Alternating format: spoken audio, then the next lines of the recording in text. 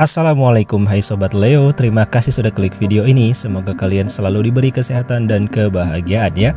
Oke, sekarang kita akan bertualang dengan film seru berjudul Jet Dynasty, di mana film ini mengisahkan seorang anak yang menjadi yatim piatu akibat seluruh penduduk di desanya terbantai oleh utusan iblis, hingga ia pun harus dipungut oleh sebuah perguruan bela diri legendaris saat itu. Di dalam sana pun ia sering dianggap lemah, namun pada akhirnya terlihatlah siapa yang terkuat. Namun harus ada tragedi di akhirnya. So, tanpa berlama-lama langsung aja kita mulai.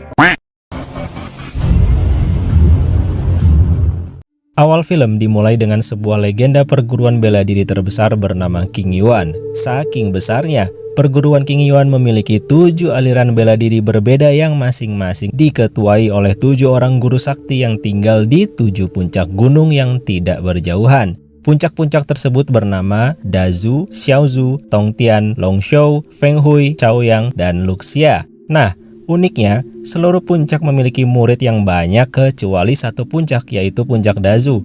Puncak tersebut hanya memiliki 7 orang murid, di mana salah satunya lebih banyak menghabiskan waktu untuk memasak daripada belajar kungfu. Murid tersebut bernama Xiao Fan. Hampir setiap hari rutinitas seru terjadi di dalam puncak Dazu karena murid-muridnya yang terbilang santai dan suka bercanda satu sama lain, bahkan saat menjelang waktu makan sekalipun.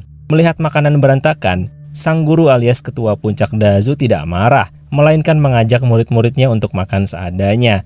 Saat itu juga sang guru bertanya tentang perkembangan kungfu Xiao Fan yang sudah 10 tahun ikut bersamanya. Dengan demikian, ia pun mengetes kekuatan energi Qi milik Xiao Fan. Namun, saat itu terlihat Xiao Fan tak kuasa menahan dorongan tenaga dalam sang guru. Hingga akhirnya Ling Er alias anak sang guru berbaik hati membantu dan menggerakkan yang lainnya untuk ikut juga membantunya. Tapi tentu saja semua bukan tandingan sang guru yang tanpa susah payah mementalkan semua murid yang membantu Xiao Fan. Setelah itu, film juga memberitahukan masa lalu Xiao Fan yang ternyata 10 tahun lalu desanya di lembah gunung mengalami bencana kilat luar biasa. Hal itu diakibatkan oleh pertarungan antara biksu sakti dan utusan Raja Iblis. Mereka bertarung memperebutkan sebuah benda pusaka berupa manik penghisap darah yang dapat digunakan untuk membangkitkan pusaka tongkat sukma yang akan menjadi senjata terkuat dan paling setia di muka bumi. Di sela-sela pertarungan, rupanya sang biksu menitipkan manik penghisap darah pada Xiao Fan. Dan pertarungan pun terus dilanjutkan hingga pada puncaknya tak diketahui secara jelas pemenangnya. Tapi yang menjadi jelas adalah keesokan harinya seluruh penduduk desa meninggal kecuali 2 anak kecil yang baru saja pulang bermain. Mereka adalah Xiao Fan dan Jingyu.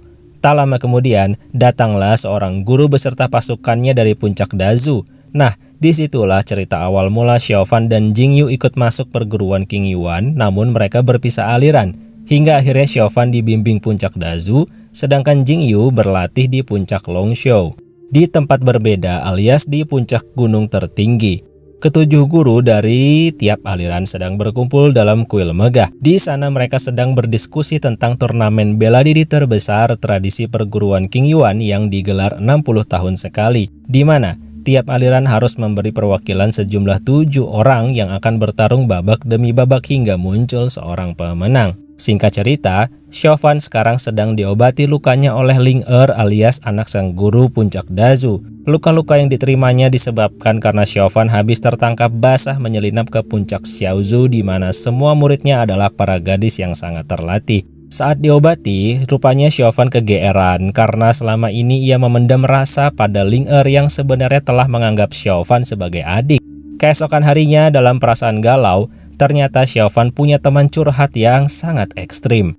Xiao Fan yang dianggap lemah oleh manusia, ternyata punya hati yang tulus dan penuh cinta hingga ia mampu bersahabat dengan naga raksasa penghuni danau bernama Ling Zun. Dikala galau atau senggang, ternyata Xiao Fan sering mengunjungi Ling Zun untuk sekedar memberi makan sambil melepas unek-unek di pikirannya.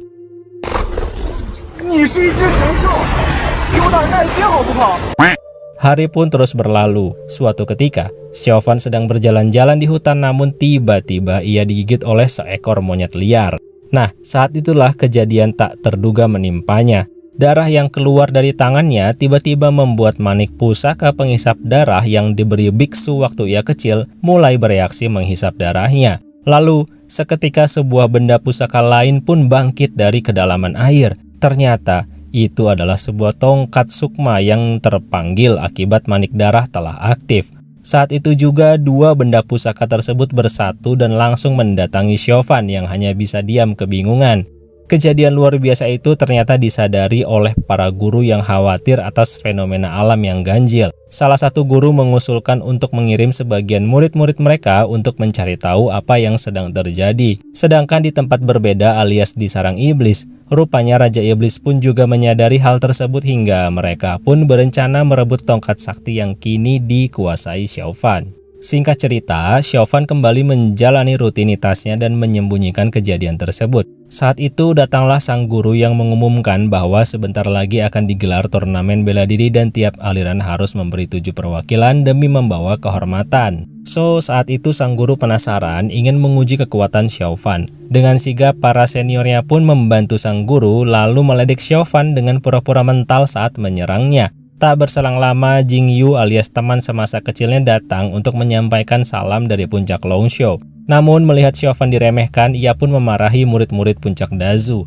Ling Er yang tak terima pun bertarung dengan Jingyu. Tapi kemudian datanglah Qi Hao alias murid unggulan puncak Longshou alias seniornya Jingyu yang melerai pertarungan. Lalu meminta maaf pada puncak Dazu atas kelakuan Jingyu yang terpancing emosi. Dan pada akhirnya lonceng raksasa dibunyikan, pertanda turnamen bela diri terbesar pun dimulai. Seluruh murid dari 7 aliran berkumpul di kuil megah puncak tertinggi. Semua nampak semangat, namun jadi makin bersemangat saat murid-murid dari puncak Xiaozu datang. Apalagi paling depan ada Lu Seki alias murid wanita terkuat dan tercantik yang dimiliki perguruan King Yuan. Tanpa basa-basi, guru tertua menjelaskan bahwa para peserta pertarungan akan diundi. Namun ada pengecualian, yang mendapat undian nomor 1 maka ia dapat langsung lolos ke babak 2 tanpa bertarung. Pengundian pun dimulai, semua terbang mengambil nomor namun tidak dengan Chauvin. Melihat hal itu semua murid pun tertawa meremehkannya. Namun tanpa disangka saat Chauvin ingin memungut undian, Lu Seki dengan sengaja menukarnya hingga menyebabkan Chauvin mendapat nomor undian 1. Saat itu para murid semakin meremehkannya karena Chauvin dianggap hanya beruntung. Sedangkan Lu Seki sendiri bilang pada Chauvin bahwa ia tak sudi jika harus lolos tanpa bertarung. Dengan demikian semua guru dan murid keluar dari kuil megah menuju arena pertarungan yang terletak di antara puncak-puncak gunung. Pertarungan dilakukan secara paralel agar tak membuang waktu. Semua nampak antusias ingin melihat pertarungan Lu Seki. Tapi dalam sekejap mereka pun pergi karena Lu Seki terlalu cepat memenangkan pertarungan di babak awal. Sementara itu yang lain pun sedang bertarung dengan lawannya masing-masing. Lalu tibalah giliran dari salah satu murid puncak Dazu. Di awal ia nampak hebat, namun ujung-ujungnya malah sering terjatuh oleh lawan dari puncak Chaoyang yang berhasil mengalahkannya. Tak berselang lama, film pun memperlihatkan para guru yang mengumumkan siapa pemenang yang berhak lolos ke babak berikutnya. Dengan demikian, keesokan harinya dimulailah pertarungan antara Chauvin dan petarung unggulan dari puncak Chaoyang. Penontonnya pun sepi karena lebih memilih menonton pertandingan lain. Apalagi teman-teman satu puncaknya pun justru ikut pergi karena menganggap Chauvin tak ada harapan menang. Pertarungan pun dimulai. Awalnya, lawan Chauvin justru menghibur dan menyemangatinya. Chauvin pun mencoba sebisa apa yang dapat ia lakukan berbekal tongkat sakti yang nampak seperti kayu biasa. Lawannya pun langsung menyerang dengan sekuat tenaga. Tapi yang terjadi,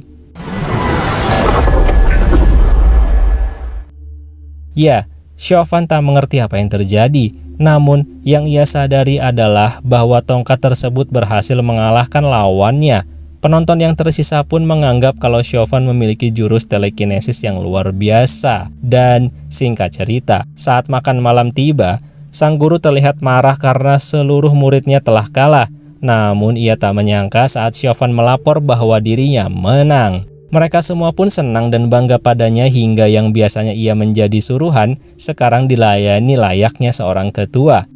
Tanpa terasa tibalah keesokan harinya di mana Chauvin harus melawan Jingyu alias teman masa kecilnya. Jingyu juga terkenal sudah melampaui beberapa seniornya di puncak Longshou. Nah, saat itu Jingyu mencoba berbaik hati pada Chauvin dengan mengatakan kalau dirinya tidak akan terlalu serius. Pertarungan pun dimulai.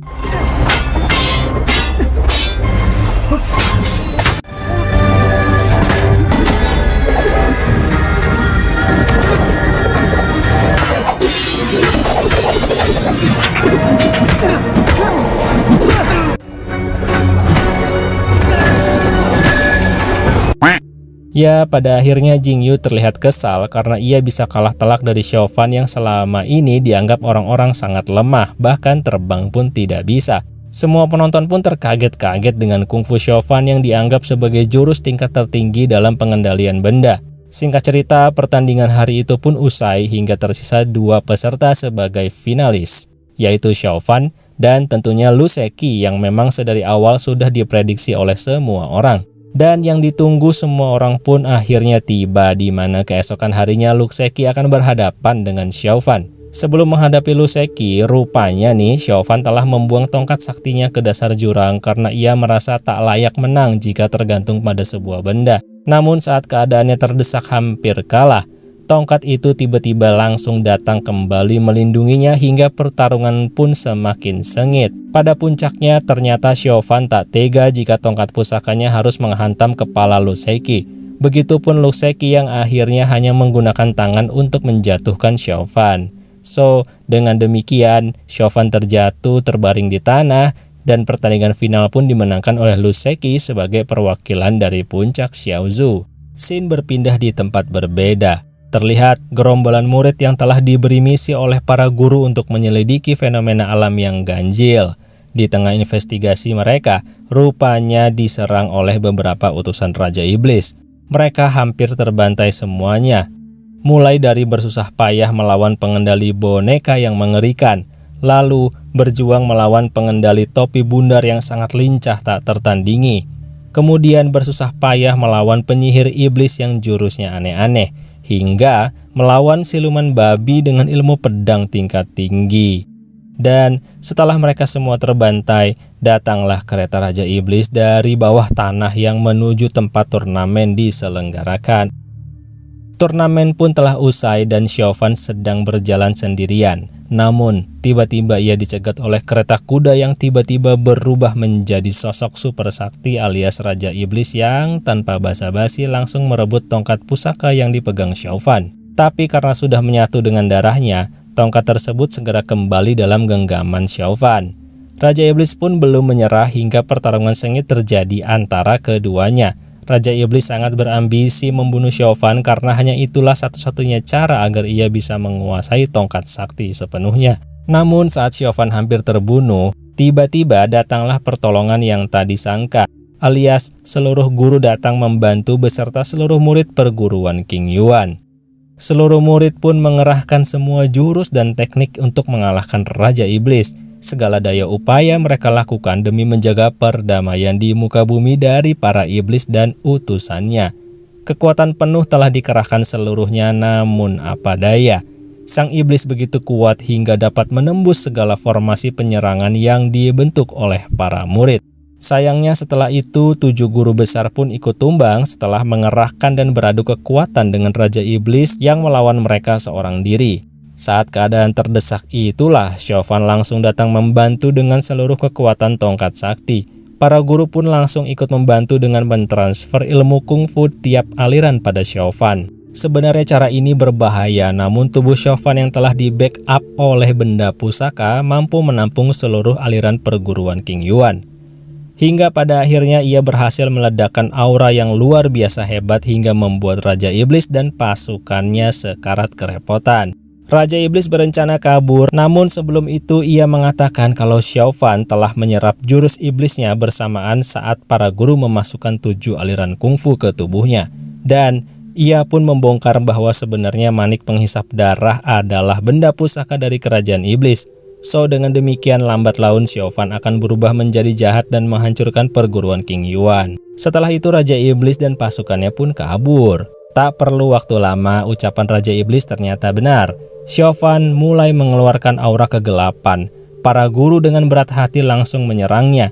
Tapi apa daya, Chauvin sudah menyerap seluruh aliran perguruan King Yuan hingga dengan mudah ia mengalahkan para guru hingga semua terpental tak berdaya. Sayangnya, saat ia ingin membunuh gurunya sendiri, tiba-tiba Ling Er datang melindungi ayahnya dengan mengorbankan kepalanya terhantam pusaka iblis.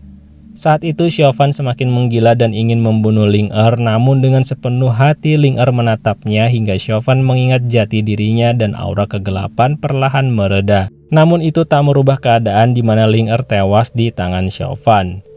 Salah satu guru mengatakan bahwa Chauvin cepat atau lambat akan menjadi Raja Iblis, lalu menyuruh Lu Sheki untuk membunuhnya. Tapi saat pedang hampir sampai, guru Chauvin menahan pedang tersebut lalu mengusirnya sekaligus mengeluarkannya dari perguruan King Yuan.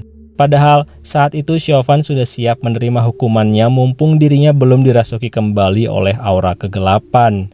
So, dengan demikian Chauvin pun akhirnya pergi dari perguruan King Yuan untuk selamanya dan film pun berakhir.